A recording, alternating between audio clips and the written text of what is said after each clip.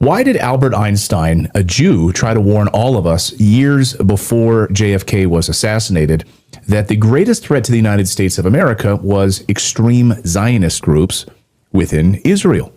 Einstein's letter warning all of us has been largely ignored by history, redacted, if you will. It's been hidden.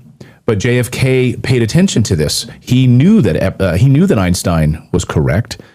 And we know that JFK and RFK had a secret battle against Zionist extremism that's largely been covered up by history. Why is that? Hidden. So it's time to get a little uncomfortable today on the show, looking at the assassination of JFK and RFK and their secret battle against Zionist extremism that most people have no idea even exists. Today, I'm joined by Ken McCarthy. He's the man who spent countless time and effort researching this, perhaps more than anyone else. His newest book is called JFK and RFK's Secret Battle Against Zionist Extremism. I have it here. It's an excellent read. Ken, welcome to the show. Great to have you here. Thanks for having me. So I want to go through what's amazing about this book is, this isn't speculation.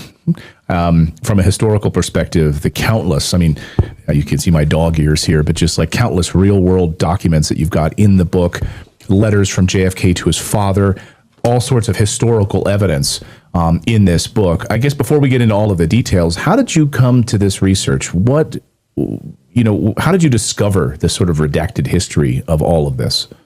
Well, like many people, I'm an avid reader of JFK assassination material, and I've always been a consumer. It never occurred to me to be a producer because there's so much of it, right? Right. And I tend to focus on current events.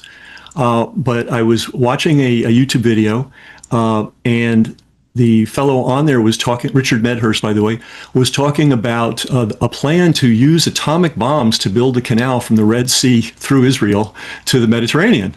And I thought, that's some crazy stuff.